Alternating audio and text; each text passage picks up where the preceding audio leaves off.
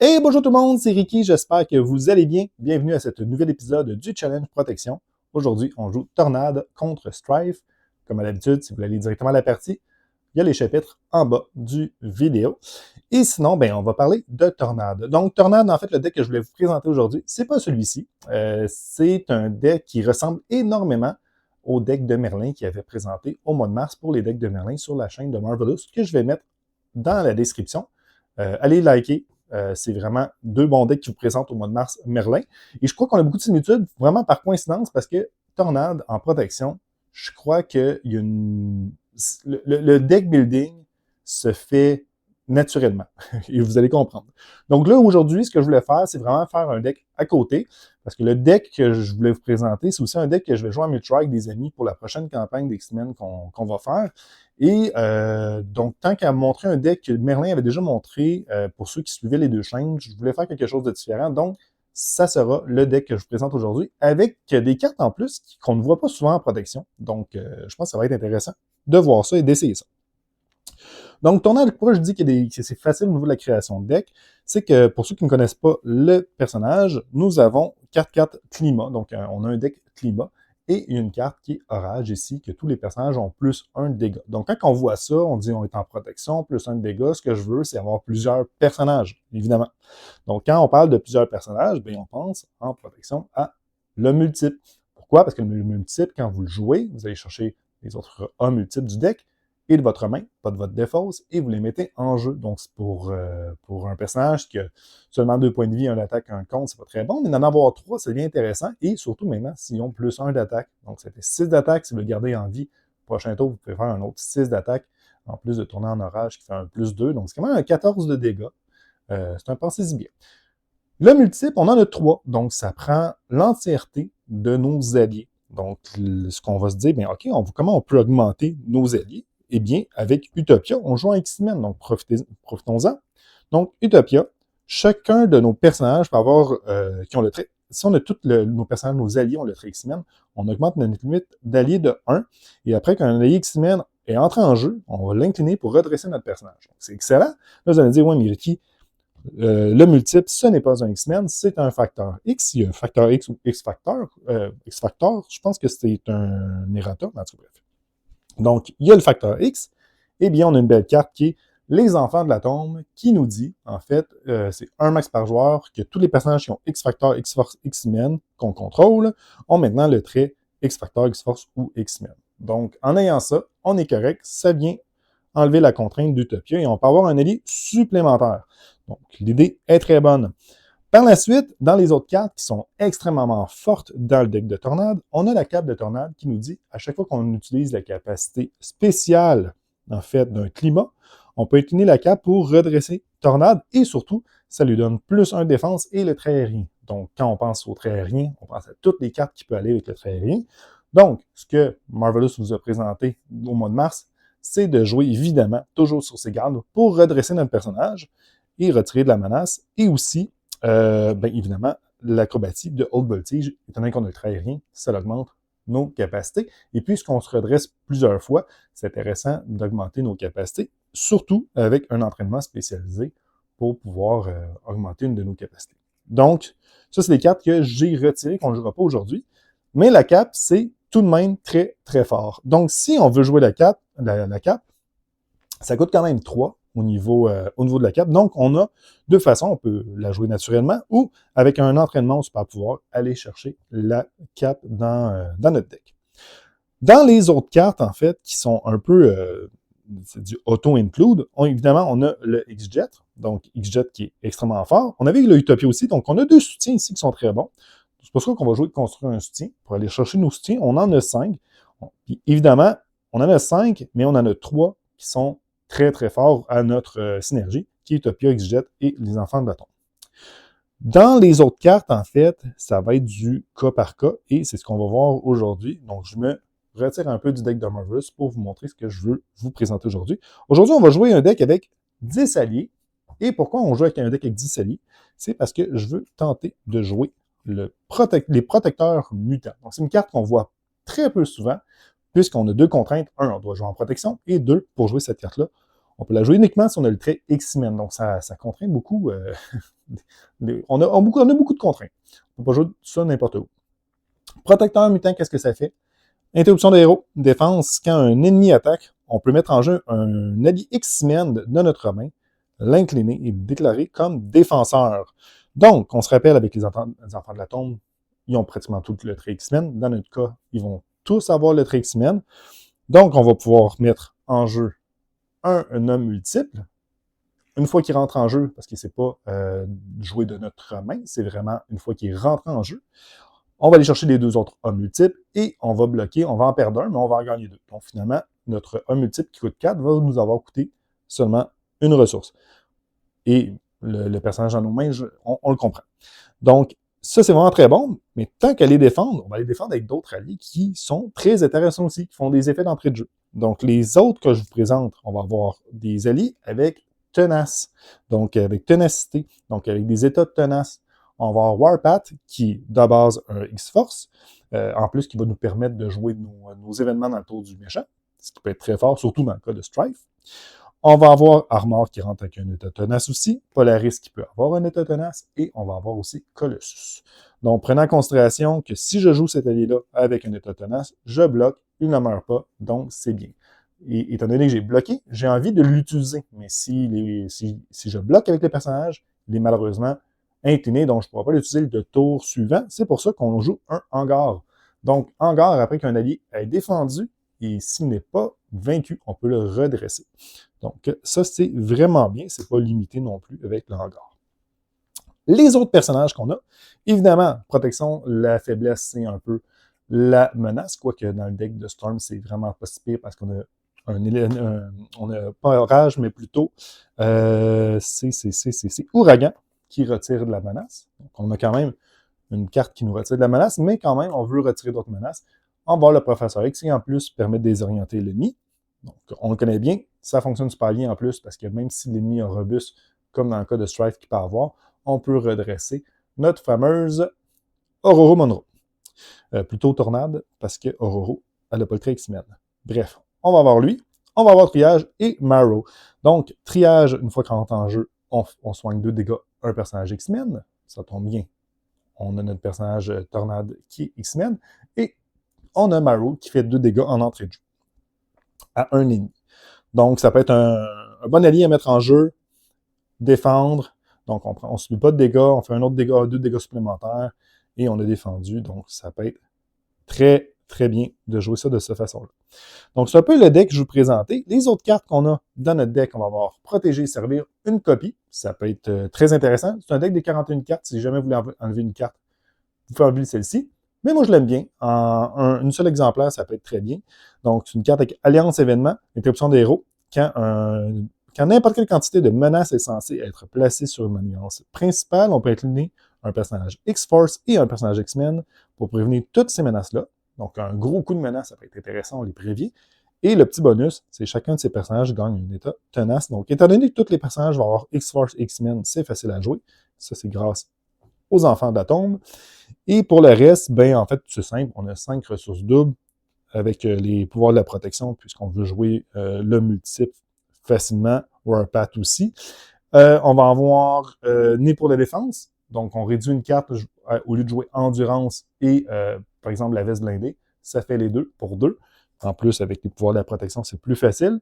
Je ne joue pas Endurance, donc pour pouvoir avoir 16 de vie. Pourquoi? Parce que je joue Triage, qui peut aussi gagner de la vie. Il est plus synergique que Endurance dans le deck. Donc, je ne voulais pas jouer Endurance et Né pour la défense pour cette raison-là. Aussi, on a une intense concentration parce que on a énormément de cartes, donc super pouvoir dans le deck. Toutes les cartes d'événements sont super pouvoirs. Je ne considère pas DS intempérée, mais on a quand même ici 9 cartes super pouvoirs. Quand même, donc c'est quand même le cadre de notre deck. Donc, un petit intense concentration, c'est très bon.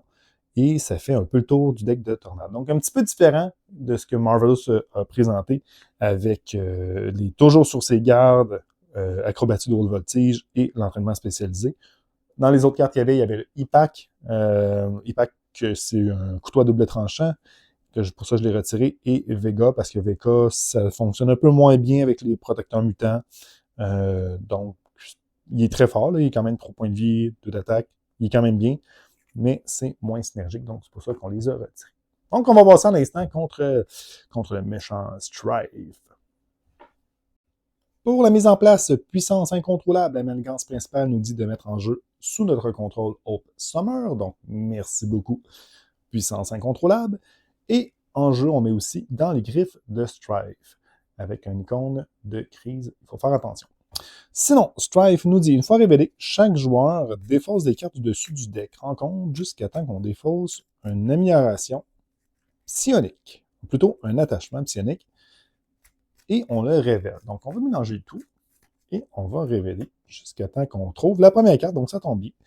Et ça sera inertie psychique. Donc, on attache ça à notre identité. Si notre héros a attaqué ou contré à cette phase, on défausse cette carte. Donc, on met ça sur notre héros. Parfait. Sinon, qu'est-ce que ça fait? Strife, quand il nous attaque, il va nous faire plus de dégâts pour... En fait, son attaque va être plus grosse pour le nombre de cartes avec le plus grand type dans notre main. Donc, si on a une carte événement, il y a plus de cartes d'attaque. Si on a notre carte qui vaut le... En fait, le nombre de cartes qu'on a le plus dans notre main, c'est des améliorations, on en a 2, ça sera plus 2, donc ça va varier beaucoup. Puissance incontrôlable, c'est 0, mais c'est la même chose. On va mettre de la menace pour le nombre de cartes du même type que le plus dans notre main. Par contre, on va pouvoir défausser une carte avant l'ajout de la menace. Si ça arrive à 9, on est perdu. Dans les griffes de Strife, Hope Summer seulement peut attaquer Strife et peut contrer cette manigance. Donc, Hope Summer peut seulement attaquer Strife et peut seulement contrer cette manigance, donc elle ne pourra pas attaquer les ennemis, par exemple. Donc, elle va vraiment rester sur Strife ou sur cette manigance-ci. Par contre, nous, on peut le faire, c'est pas une problématique. Et la réponse forcée, après que Strife a été vaincu ou que la dernière menace a été retirée ici, on va pouvoir, en fait, on va retourner cette manigance-là et ça va changer un peu le jeu. On va aller à la manigance 2A, donc par la suite. De notre côté, pour la mise en place, on choisit un climat. Je vais choisir Blizzard parce que Blizzard, c'est moins d'attaque au personnage. Je risque de le changer de toute façon. Quoique, peut-être pas, parce que si jamais j'ai la cape, je vais prendre quelque chose de plus utile. On va prendre le plus 1 d'attaque. Qu'est-ce que ça donne? On va aller avec le plus 1 d'attaque. Et c'est bien ça. Donc, on va mélanger. On va y aller pour... La mise en place, elle est faite. 17 points de vie pour Strife. Et nous, on a 10 points de vie, toujours poursuivi par le passé, parce qu'on joue en standard 3, comme à l'habitude. Ça ne change pas. Donc, on va voir. Né pour la défense. Figé dans la glace. Pluie torrentielle. Éclair. Entraînement au super pouvoir. Et nous avons un non multiple. Ce qui est quand même bien. Donc ici, on a cette carte-là que je veux pas, parce que la vie, c'est pas vraiment intéressant. Une carte de défense non plus. Éclair, ça fait des dégâts à un sbire ou l'ennemi, j'ai pas de sbire. Et les 3 autres sont quand même intéressants. Entraînement au super pouvoir me permet d'aller chercher ma cape. Le multiple, évidemment, ça me permet de faire quelque chose. Et plus torrentiel, ça retire la menace. On peut en retirer beaucoup rapidement, mais c'est pas une carte de setup. Je vais l'enlever aussi. On va y aller comme ça. Donc, on va avoir le X-Jet, protecteur mutant, construire un soutien et hangar. Donc, malheureusement, aucune ressource double. Et ça, je pense que ça va nous faire un peu mal en mise en place. Donc, on y va. J'ai rien à faire en alter ego. Donc, je vais aller en héros.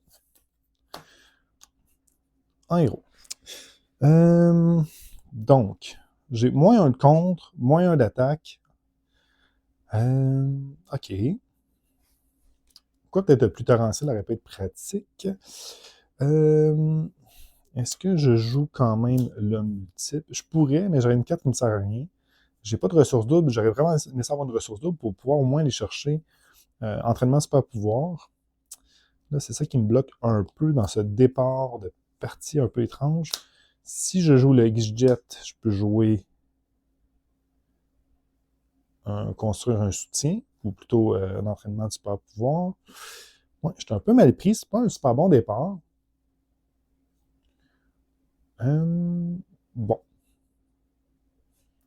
OK, on va attaquer lui de 2. On va pouvoir défausser pour une action d'héros cette carte-là. Donc ça, c'est fait.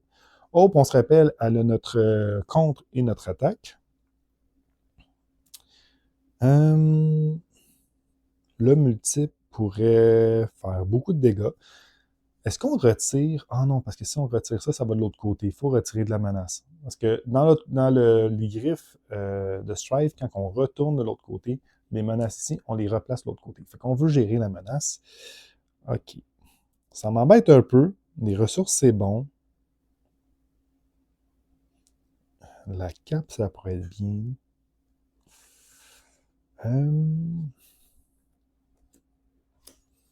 C'est pas facile. Pas facile. Soit les œufs multiples, ou soit le reste. Je vais aller faire plus de setup, mais je vais perdre mon œuf multiple.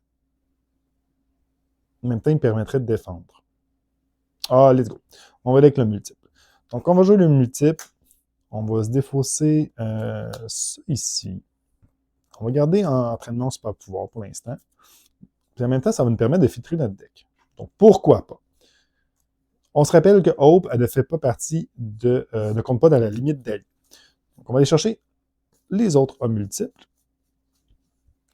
En voulant un et un deuxième.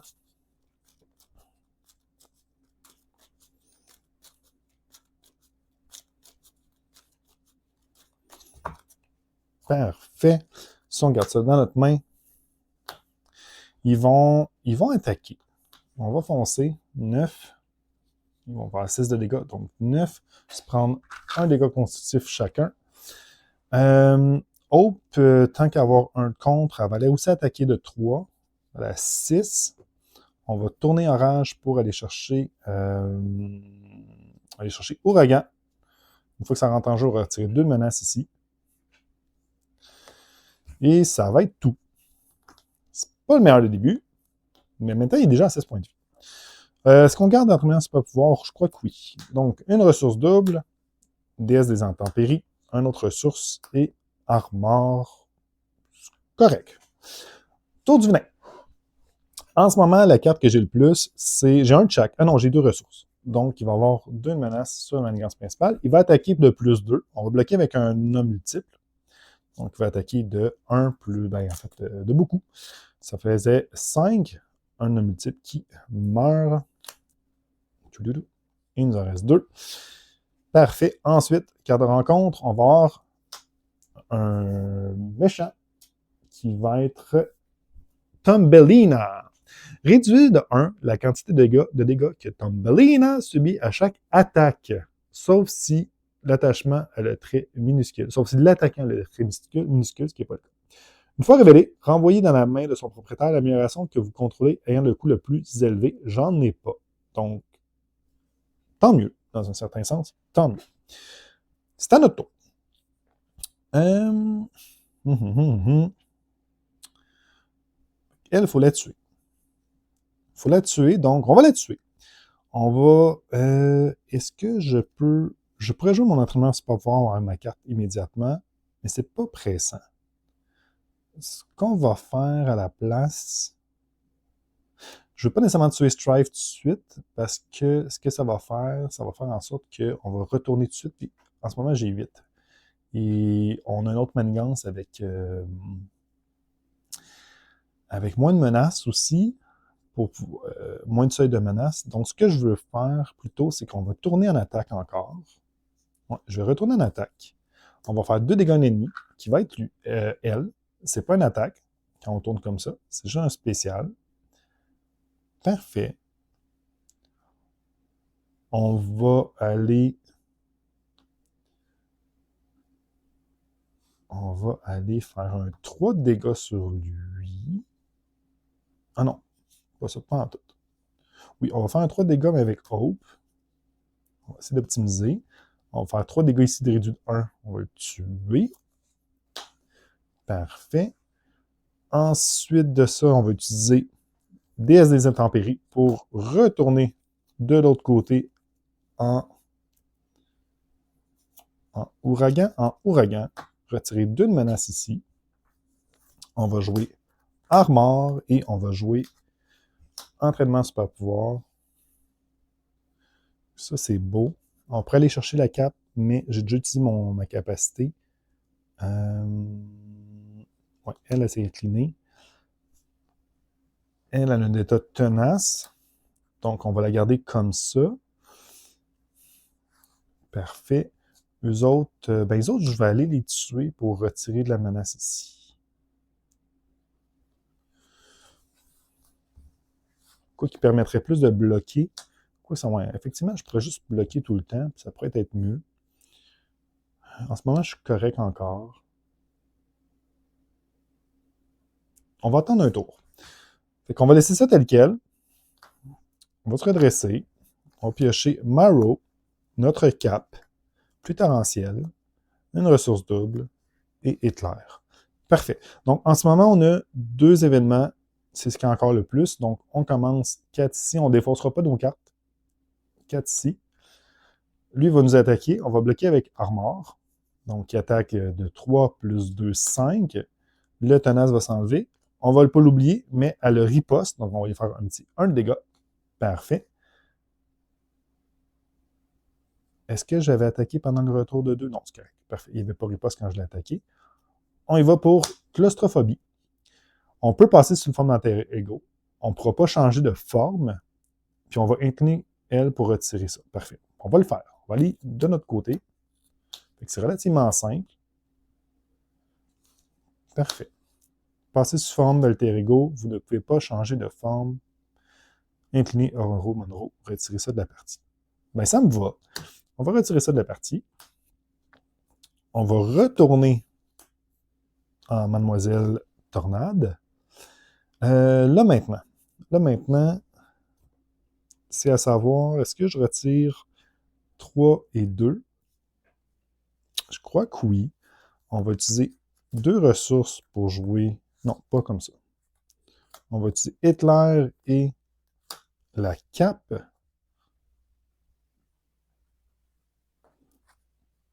On va utiliser les cartes de la rate pour faire plus torrentiel. On va retirer 3 ici. J'étais à 6, donc ça va retourner à 3. Et utiliser la capacité spéciale puisqu'on a Ouragan. Donc 2 ici. Parfait. L'homme multiple. Je ne peux pas contrer Hope Summer. Elle ne pourra pas ici. Donc, retirer avec un homme multiple. Donc, il y en a un qui va mourir. C'est ici pour aller chercher. Ouais, pour aller chercher la cape. À date, ça va bien. Ensuite, on est à 2 d'attaque. On va aller attaquer de 2 Strife pour qu'il aille à sa phase 3. Donc, sa phase 3, réponse forcée. Maintenant, après avoir attaqué Strife, seulement attaqué, il va subir X de dégâts. On va subir X de dégâts, X étant le nombre de cartes dans notre main avec le type le plus commun. Maintenant, réponse forcée aussi. Dans les griffes de Strife, ça tourne de l'autre côté. On a bombe ambulante. Donc, victoire 1. Encore une compte de crise. Une fois révélée, on va avancer à la manigance principale. Donc, la 2A. Et on se rappelle, on remet la menace ici. On en avait 3. Donc, 3 plus le 3, on a 6. Victoire 1, une compte de crise. Et laissez à votre sort. Donc, 2A, ça ne fait rien. 2B, plus 1 à chaque fois. Ça arrive avec 0 menace. Strife maintenant gagne robuste. OK? Puis la taille de main de chaque identité. Ah, c'est vrai, il fallait jouer Maro avant. Ah, OK. Une petite erreur ici. Augmente de 2 et on augmente le 1 de 1, le coût en ressources pour chaque carte joueur qu'on va jouer. Petite erreur parce que Maro, maintenant, je ne peux plus la jouer, mais c'est pas grave. On n'a pas utilisé la capacité de tornade encore. Donc, on va utiliser la capacité de tornade. On va aller en ciel dégagé. Donc, chaque personnage a un robuste. OK, lui, là, déjà, ça ne change rien. Mais on va piocher une carte. Donc, maintenant, on a 3. Et on va pouvoir jouer Maro. Donc, Maro rentre en jeu. On a notre X-Men, donc c'est correct. On peut faire 2 dégâts en entrée de jeu. Un ennemi, lui, était à 20, va être à 18, et ce n'est pas une attaque. Donc, de toute façon, je n'ai pas de carte dans les mains pour la capacité de Strife. Et quand j'ai changé, je pouvais redresser Tornade. Parfait. Donc, Marrow est vraiment plus bonne pour attaquer. Ce qu'on va faire avec, elle va l'attaquer 2. Je n'ai pas de carte dans les mains, donc je n'ai pas de dégâts indirects. On va aller à 16. Et Tornade, il faut vraiment que je fasse ça, sinon je meurs. Puis c'est le gros défaut de ce scénario-là. C'est vraiment, plutôt la difficulté, c'est la menace. Donc, j'ai envie d'aller attaquer 2, mais on va les retirer un ici pour le prochain tour, retirer toute la menace qui est sur les comptes de crise. Fait que je pense qu'on est bon. Le multiple, on va le conserver pour bloquer. Et on a encore notre maximum d'alliés, donc c'est correct. On va aller pour maintenant 7 cartes. Donc, Colossus, le Professeur X, Intense Concentration. On devient le diadème pour augmenter notre contre, donc ça c'est bon. Figé dans la glace et dernière carte, on va avoir le Jardin d'Aurore. On se répète, toutes nos cartes coûtent 1 de plus maintenant. Donc, tour du vilain, plus 1 ici. Il va attaquer. Il va attaquer le multiple. Donc, maintenant, il attaque toujours de 1, mais il fait le même effet. Je ne calculerai pas, mais parce que je vais bloquer. Donc, plus 1 et défausser une carte de votre main, ensuite piocher une carte. Donc, je vais défausser le jardin parce que je m'en fous du jardin, en fait. Et on va piocher une déesse des intempéries. Donc, le multiple est parti. Ça, c'est bon. Carte de rencontre. Nous avons 0. Donc, le méchant dans le Across the Spider-Verse. Donc, c'est ça. Ah non, c'est... Oui, je pense que c'est ça. C'est lui, je pense. En tout cas, bref. Il y a Tenace, Patrouille, Ténacité. OK, 4 points de vie. Une fois vaincu, si le joueur qui a vaincu 0 n'a pas au moins 3 cartes du même type dans sa main, on mélange 0 dans le deck rencontre. OK. C'est pas notre priorité. La priorité, c'est la menace. Donc, ici, on se rappelle, tout coûte 1 de plus. Je n'ai pas beaucoup de cartes qui me donnent des ressources, par contre.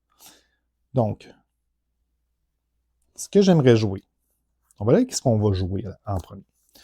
Le diadème, je pense, c'est très bon. Le diadème, je pense, c'est excellent. Fait que le diadème, ça nous donne une ressource. Donc, qu'est-ce que je ne veux pas jouer? C'est ici, je ne veux pas jouer. Donc, 1, 2. Et la troisième carte sera le professeur. Donc, 1, 2, 3. On va jouer le diadème. Maintenant, eux autres ont plus 1 de contre. Ce qui n'est pas négligeable.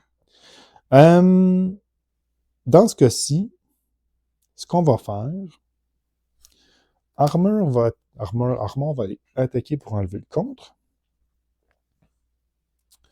Prendre le dégât. Il reste 4 points de vie. Il reste 4 points de vie. Est-ce que je joue Intense Concentration ou la déesse des intempéries? 2.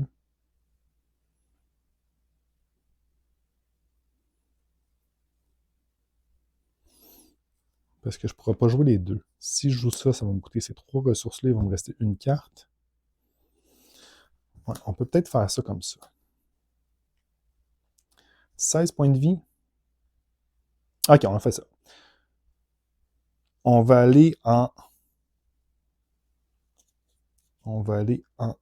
orage, mais pas avec son pouvoir, avec déesse des intempéries, et on va payer le 1 de plus qui sera Colossus. Donc, on fait 2 dégâts à un ennemi. Est-ce que je le fais là ou je le fais là?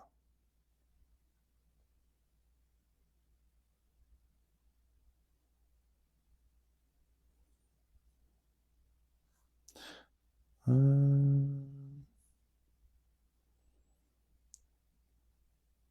je vais le faire sur lui. Donc, 2. OK.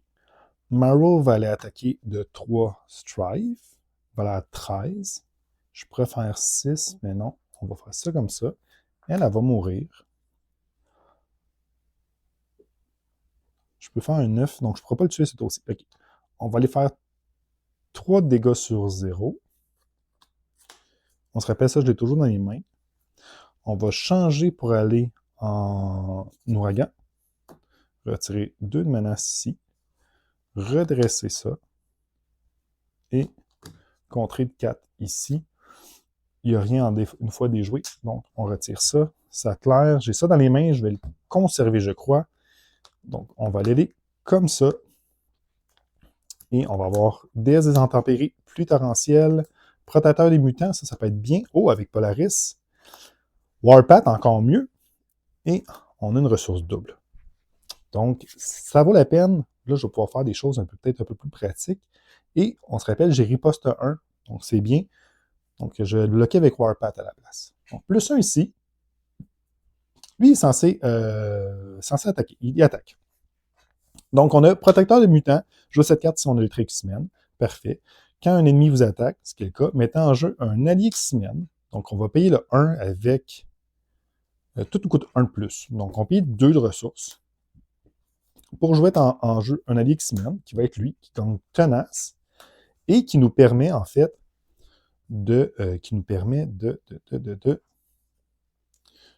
bloquer, ainsi qu'après qu'il ait défendu, on va pouvoir jouer de notre main un événement avec la capacité action de héros, en payant ses coups. On va probablement le faire parce que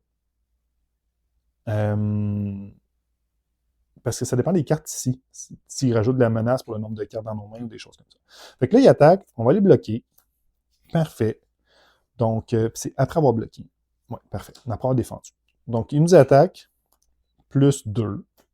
On ne subit pas de dégâts. Le tenant s'en va. On y fait un petit 1 avec le riposte. Et, plus torrentiel, ça ne me tente pas. Donc, ce qu'on va faire, c'est qu'on va jouer un événement, parce que ce n'est pas un événement d'attaque, c'est vraiment juste un événement avec une capacité action des héros. On va jouer déesse des intempéries. Avec une... Si ça coûte 0, mais plus 1 avec laisser à votre sort. Avec plus torrentiel. Plutôt avec Polaris. Avec Polaris. Donc, on va pouvoir maintenant changer de forme ici. Et ça sera Orage qui va faire 2 de dégâts. Parfait comme ça. Puis j'ai incliné, mais je peux incliner comme ça ici. Parfait. On y a fait 2 dégâts, ça l'a changé. Ça, c'est bon. Carte de rencontre. On va avoir Wild Side. Une fois révélé, choisissez soit qu'il nous attaque, soit qu'on renvoie dans notre main le soutien que vous contrôlez ayant le coût le plus élevé. J'ai pas de soutien, fait qu'il va m'attaquer. Il va attaquer de plus 1. On va les bloquer car. On le bloque-tu, en fait? Juste que lui, il est à 10 points de vie. Lui, il est bloqué. Fait que 1, 2. 1, 2. Puis ici, je fais 6. Je peux faire 8. Je peux faire un maximum de 8. OK, il va les bloquer. L'armure va bloquer. Donc, elle va subir 4 de dégâts. Ouais, on va faire ça comme ça. Parfait. C'est à notre tour. Là, la menace est toujours une problématique dans ce scénario-ci. On va utiliser une pour jouer ça, un de plus pour jouer intense concentration. On n'a plus de cartes dans nos mains, donc il ne nous fait plus de dégâts. On va aller attaquer de 6, 3 plus 3, donc 6, on arrive à 4. Finalement, j'aurais pas dû bloquer avec Armor. Si j'ai pas bloqué, le riposte s'embarquait. Armor pouvait faire 2. J'ai mal calculé mes choses. Bon, on va le garder un tour de plus. Mais j'aurais gagné ce tour-ci, puisque Armor, elle aurait attaqué de 2. Maintenant, je vais faire sa capacité pour changer. Donc, on va aller en ouragan. Ça va retirer 2 de menace ici. Redresser tornade. Tornade va aller faire 2. On va arriver à 2. Et ça va être ça. Je pense pas avoir fait des erreurs. En tout cas, j'espère pas. Vous me le direz en commentaire. Donc, 5.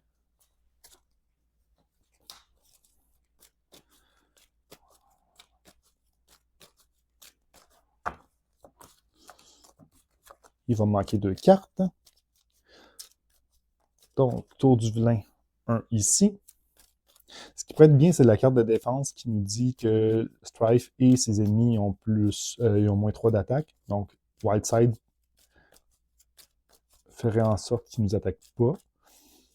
Pour avoir une partie parfaite à 10 points de vie qui n'a pas changé, ça serait vraiment cool. Donc, on va voir. Enfant de la tombe, la ressource double, Utopia, Triage, Violente Bourrasque et Éclair. Donc, si on ne perd pas là, ben, on a gagné la partie.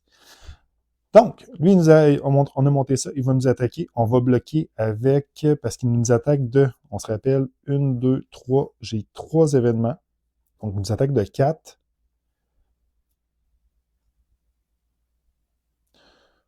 On va les bloquer avec Warpath ici. Donc, il nous attaque de 4 plus 3, quand même. C'est sûr qu'il est mort, malheureusement. Ensuite, lui, il va nous attaquer de 3. Je n'aurai pas de partie parfaite, malheureusement. Donc, on va le prendre. À 7. Et il va subir un dégât avec le riposte. Par la suite, 2-4 rencontres, et c'est là que ça joue. Sous le feu, renfort, révéler une carte de plus. Donc, il va avoir 2 cartes. Donc, moins de contre, moins 1 d'attaque. OK. 4 bras.